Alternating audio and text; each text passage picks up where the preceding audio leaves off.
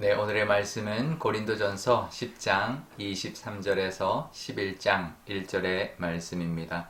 모든 것이 가하나 모든 것이 유익한 것은 아니요 모든 것이 가하나 모든 것이 덕을 세우는 것은 아니니 누구든지 자기의 유익을 구하지 말고 남의 유익을 구하라.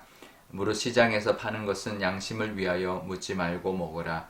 이는 땅과 거기 충만한 것이 주의 것임이라. 불신자 중 누가 너희를 청할 때에 너희가 가고자 하거든 너희 앞에 차려놓은 것은 무엇이든지 양심을 위하여 묻지 말고 먹으라. 누가 너희에게 이것이 재물이라 말하거든 알게 한 자와 그 양심을 위하여 먹지 말라.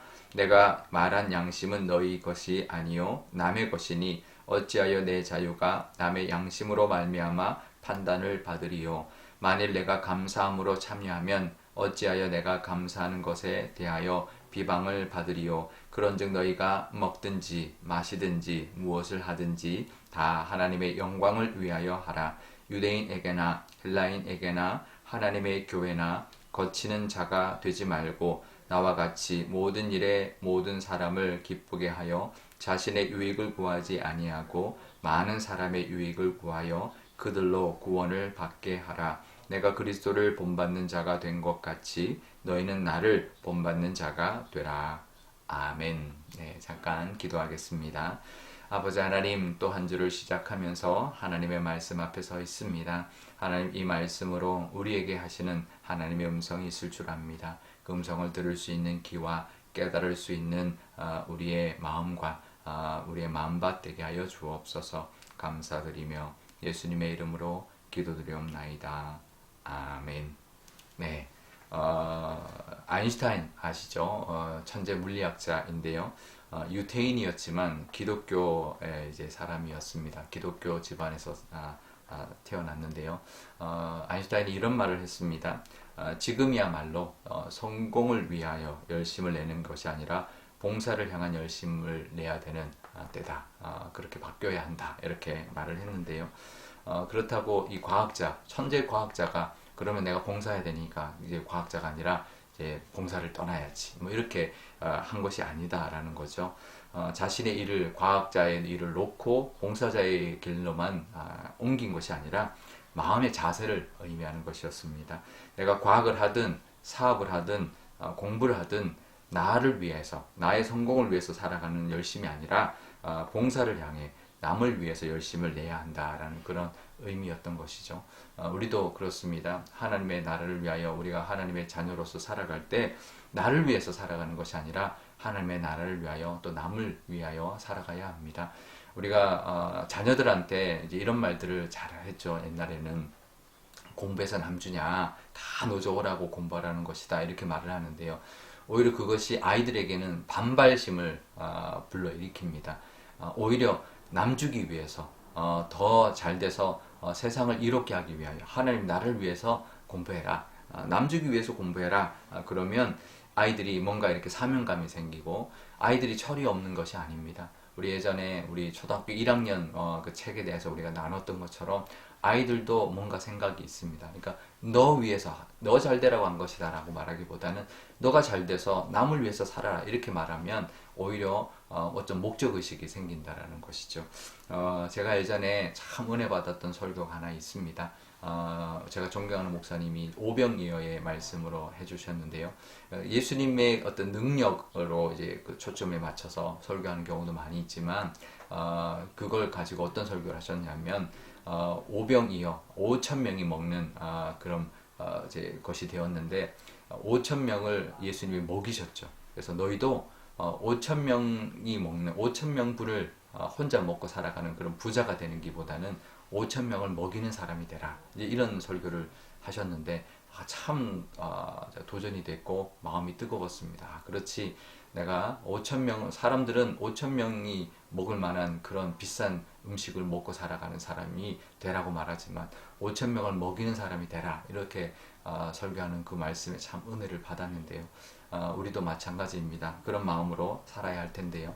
오늘 이 본문의 내용은 뭐냐면 그동안 쭉 이어져 왔던 우상 제물을 먹어도 되느냐 마느냐에 대한 정말 결론 같은 말씀입니다. 우상 제물에 대한 어떤 그 말씀을 우리가 어떻게 대해야 되느냐, 두 가지 마음을 가지고 우상 제물에 대한 마음을 가져야 된다라고 사도 바울이 결론을 짓고 있는데요.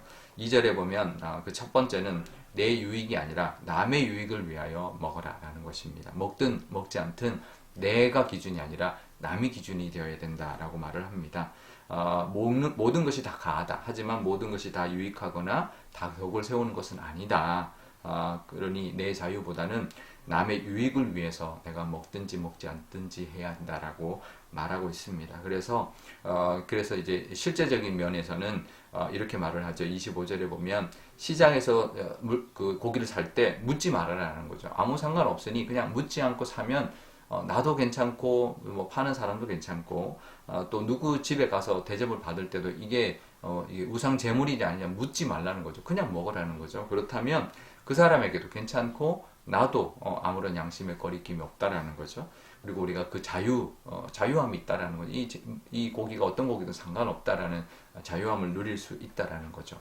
그런데 만약에 26절에 보면 그 28절에 보면 우상 제물이라고 상대방이 말한다면 그러면 그거는 상황이 달라진다라는 거죠. 그러면 양심을 위하여, 그러니까 내 양심뿐만 아니라 상대방의 양심을 위해서라도 그거는 이제 먹지 말아라, 사지 말아라라고 말을 하고 있습니다. 그것이 이제 나는 괜찮을지 몰라도 그 사람을 시험 들게 할 수 있기 때문에 그것을 포기하고 내려놓고 먹지 말고 사지 말아야 한다라고 말하고 있는 것입니다. 기준이 남이라는 것이죠. 또 한 가지 기준이 더 있는데요. 31절에 먹든지 마시든지 무엇을 하든지 다 하나님의 영광을 위하여 하라라고 말하고 있습니다. 이 본문만 이 구절만 싹 떼놓고 말하면 뭐 그것도 은혜가 됩니다. 하지만 우상 제물에 대하여 이야기할 때 그 우상 제물을 먹고 마시고 그 우상 제물을 먹느냐 마느냐 이게 결국은 하나님의 영광을 위한 것이 되어야 한다라는 것이죠. 그 마음으로 우리가 살아야 되는데 그렇다면 그 하나님의 영광을 위하여 이것을 혹시나 내가 자유로우니까 나는 먹어도 된다 그랬다가 다른 사람이 그것으로 인하여 실족하거나 시험이 든다면 그러면 하나님의 영광을 가리게 되는 것이죠. 하나님의 영광이 무엇일까? 첫 번째는 하나님이 기쁘게 받으시는 모습인 것이고요. 두 번째는 사람을 유익하게 하고 사람을 기쁘게 하는 모습이고 또 세 번째는 사람들이나 또 교회에서 그것이 나의 모습이나 그런 모습이 걸림돌 되지 않게 하는 것이 하나님 앞에 영광을 돌리며 살아가는 모습입니다. 우리가 이 두 마음으로 살아야죠. 특별히 우상 제물을 먹어도 되냐 안 되냐 이 마음이어야 한다는 거죠. 첫 번째는 남의 유익을 위해서 또 하나님의 영광을 위해서인데요. 결국은 이 우상 제물에 대한 답이지만 이것이 결국 우리 신앙생활의 전반적인 문제로 우리가 확대할 수 있는데 결국은 모든 것이 다 하나님의 영광을 위해 또 남을 위하여 남을 위한다는 것은 그 사람의 그 구원을 위해서 그 사람이 시험 들지 않게 그 사람을 구원하기 위하여 우리가 행해야 된다는 것입니다. 결국은 하나님을 사랑하고 이웃을 사랑하는 모습으로 모든 것을 대하고 또 모든 것을 먹고 마시며 모든 것을 행하며 살아야 한다라는 것입니다. 우리 오늘 또 한 주를 시작하는 또 월요일인데요. 정말 나를 위해서가 아니라 남을 위하여 남의 구원을 위하여 또 하나님의 영광을 위하여 또 살아가시는 또 한 주가 되시기를 바랍니다. 우리 오늘 기도할 때 이렇게 기도하면 좋겠습니다. 먼저 하나님 자꾸 이기적으로 살아가고 싶은 내 욕심 또 욕구가 있습니다. 그것을 내려놓게 하여 주시고 내 이기적인 욕심 내려놓고 이타적으로 남을 위하여 살아갈 수 있는 하나라도 더 남에게 손을 내밀 수 있는 저희들 되게 해달라고 또 그것이 복음으로 이어져서 구원을 또 전하는 귀한 그런 기회가 되게 해달라고 기도하면 좋겠고요. 우리의 삶이 하나님의 영광이 되도록 그래서 우리의 삶을 하나님이 보시고 기뻐하는 그런 삶이 되게 해달라고 무엇을 먹든지 마시든지 무엇을 하든지 늘 하나님이 기뻐하시는 삶을 사는 또 한 주 되게 해달라고 기도하면 좋겠습니다.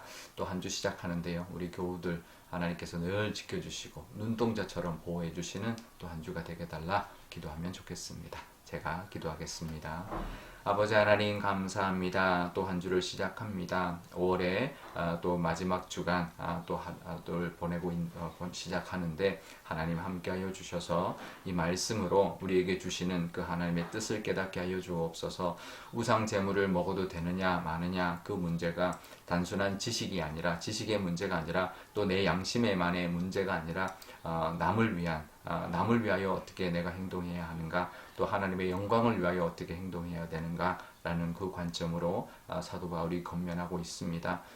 이 말씀이 오늘 우리가 살아가는 우리에게도 똑같이 또 해당하는 줄 압니다. 내가 행동하는 하나하나, 내가 무엇을 먹든지 마시든지 어디를 가든지 무엇을 하든지 남이 실족하지 않도록 하나님 우리의 모든 모습을 또 남을 위하여 살아갈 수 있는, 남을 배려하고 남을 사랑하는 모습으로 살아가게 하여 주시고, 그 모습이 하나님이 기뻐 받아주시는, 하나님께 영광되는 모습 되어서 그 모습이 또한 하나님을 사랑하는 모습이 되게 하여 주옵소서.